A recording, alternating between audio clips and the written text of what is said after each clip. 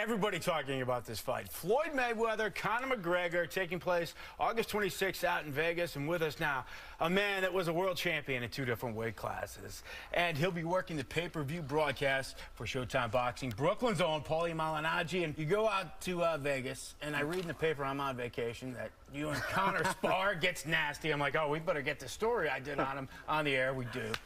You guys spar again, and all of a sudden, pictures were posted to social media. You're not happy, and here you are on the couch talking to us. You left camp and you quit his camp. So what happened? Yeah, I mean, here's the thing. I mean, only his photographers are allowed in the gym, so they're going to get pictures favorable to him, and I don't mind that. You know, you're in your training camp. This is the picture we're talking about. You weren't happy about this. Well, I wasn't happy because he knows and I know it wasn't from a punch. You know, he was actually frustrated from getting beaten up that particular day, and that was actually a shove down, a push down, and I think even the referee wasn't allowed to talk about it. I mean, listen, I think at the end of the day, sparring should stay in the gym. I didn't go around, I wouldn't have went around talking about how I beat up Conor McGregor on Tuesday if I wasn't forced to. You know Can what he I'm saying? fight? That's what I want to know. He can definitely fight. I mean, he's a mixed martial arts champion. He can definitely fight. As far as boxing is concerned, I'm not going to tell you he can't box.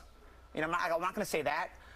He understands what he wants to do and how he wants to do it, but he's got to progress. You know, there's things that he's got to come along with, and it's not so easy to come along that fast all this way through. My problem with Conor is his arrogance. You know, his arrogance is to the point where he can't make progress. He can't learn. You know, because he just wants a bunch of yes men around him. He doesn't want to be told he's doing something wrong. He doesn't want to be told that, you know, he needs to make progress or he needs to change certain things. Whatever he's doing, he wants to just be told how great he's doing. So you and Mayweather are buddies. Yeah. You guys are good friends. Yeah, but Floyd understood. When I was going to camp, when I was going to camp, I spoke to Floyd, and he said, you know, hey, it's business. I get it. I've sparred guys that have been getting ready to fight you, so I don't know when I'm sparring a guy. Has Floyd asked you what happened? Have you guys talked? No, because I won't do it that way.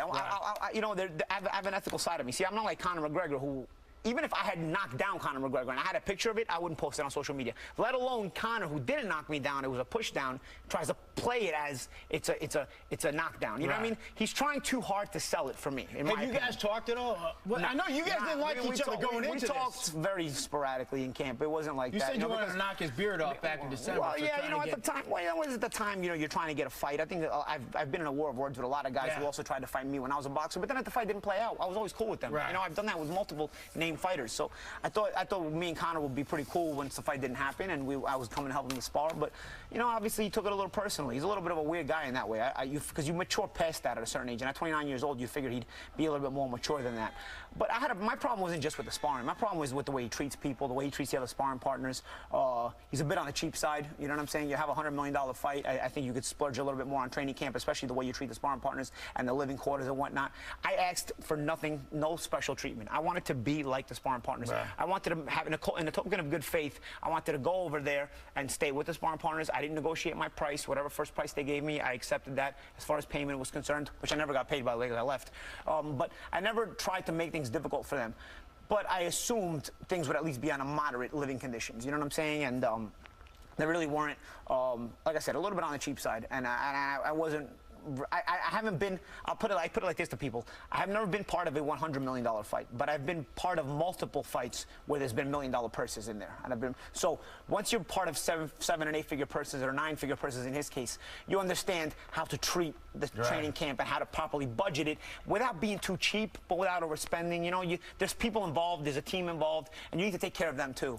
And I've never seen such a cheap guy in my life. I mean, I was, and all my training camps, I mean, I was like blown away the way this guy, the treatment this guy gave everybody. But he rented himself a Lamborghini. He made sure he rented himself a Lamborghini in Vegas, which was like, all right, bro.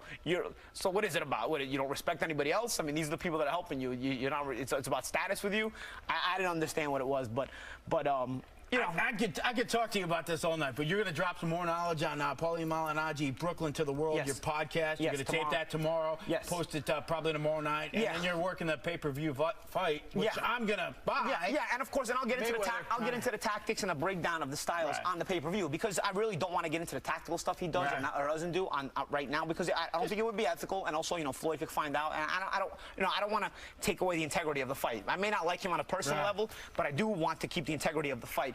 And so, but on fight night, when they're about to fight, and we're going to preview the fight, I will get into a lot of the tactical stuff and the breakdowns of what he does and what he doesn't do, and certain things he may do well, and certain things that he probably should have worked on, and a lot of things I don't agree with. But I'll get more into that on fight night. I can't wait. I'll be buying the fight. Paulie Malignaggi, we appreciate it. Paulie Malignaggi, Brooklyn to the World podcast. Check it out. Taping it tomorrow.